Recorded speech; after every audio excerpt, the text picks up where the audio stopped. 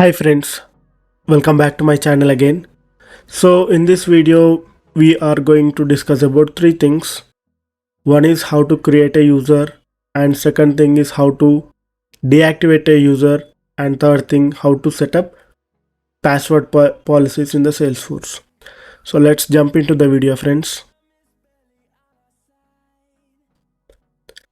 So friends, as soon as you open your browser, just go to hands-on.org and let's use this one for now.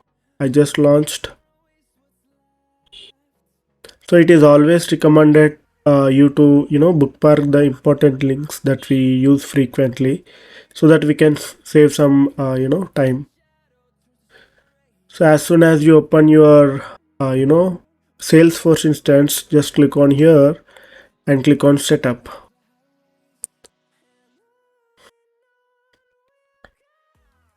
So once you click on setup, since you are working on how to create a user, just click on the users here.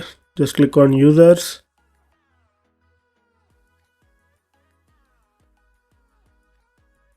And one thing I wanted to tell you, whenever you are creating a user, it is always recommended to check the number of licenses that you have.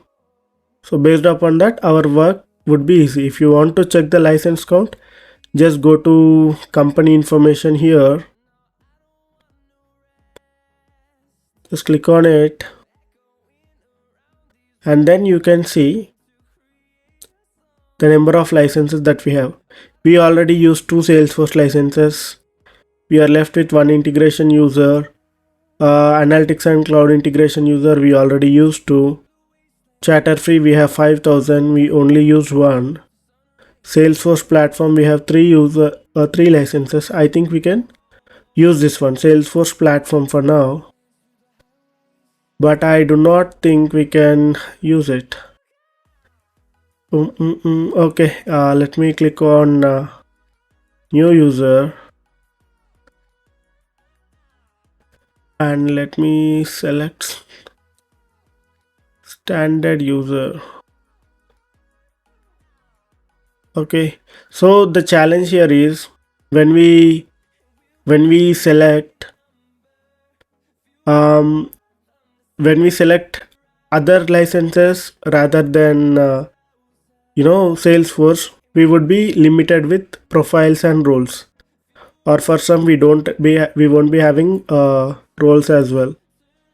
Okay, force.com free user. So in this case what I can do is I can just go back. This is just for understanding purpose friends. So in the real time, if there would be companies would be purchasing hundreds and thousands of licenses, so you need not to worry about that. But for now what I will do is we will start with how to deactivate a user. So let's say these are the 2 profiles that 2 accounts that we are using. So let me open this, or else let me click here. Okay, let me open this user. Once I click on edit, and again I will be clicking on edit, then this is active. I cannot deactivate it, but I think I can deactivate the other one, which is this one, the one that I created in our last video. So let me click on edit. Just select this one and click on save. So we have deactivated the user.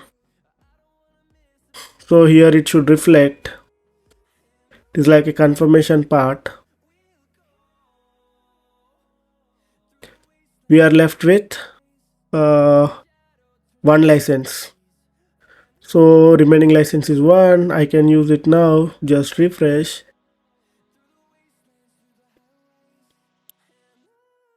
And what we can do is we can select Salesforce and we can select CEO, the same. We can select any of this profile. Let me select Systems Administrator for that. Viewer, Careerya 2 or 3. Okay, 3. So it would be the same. But as I told you, email can be used to multiple accounts, but username should be very unique. So let me show you what kind of issue you can face. Okay, click on save. If the username is same, you will see this kind of issue, duplicate username. And remember one thing, here it is marked as checked, meaning so if it is enabled, you would be receiving an email with an request to now change your password. Now I would be adding 2 in the username. I clicked on save. Now you can able to create an account. So we have done with 2 things here, how to deactivate a user and how to create a user. Instead, I have shown you how you can assign permission sets to a user. So these 2 things are done. Now let's say if a user is requesting you that he is unable to access, then you need to change his password. So on that case, what you need to do is you can click on reset password here directly. It will also send an email. Also, if you see some suspicious activities with this user, you can freeze their account. Like this, just click on freeze. That's it. The account is freezed. He cannot access anything in the Salesforce. Just unfreeze if you want to unfreeze him again. And next thing is password policies. So password policies are something really helpful, but nowadays what happened was almost all the companies are using SSO thing. So I don't think this is an important concept nowadays, but still I wanted to explain you. So you can change the password policies to be expire in 30 days. By default it is 90 days. You can select is 30 days or never expires, whatever you feel. And next you can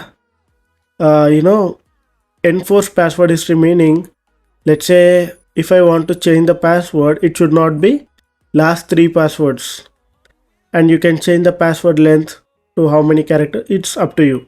You can also change what kind of characters you want to put in the passwords, and password question requirement you can add it, and how many invalid login attempts it needs to be changed, and lock of effective period you can change it to 30 minutes. So meaning if you are consistently consistently clicking on reset password, it will lock. And you can add a message like, sorry, please reach your admin. So in this way you can change the password policies. So that's it, friend. That's it for this video. As an assignment, what you can do is you also create some dummy user, try to activate try to deactivate them and try to activate the user again, and try to change the password policies. And my upcoming video we would be discussing about how to create an object and how to set up permissions for that. And until then, keep watching my videos and do not forget to subscribe my channel. Thank you and have a great day.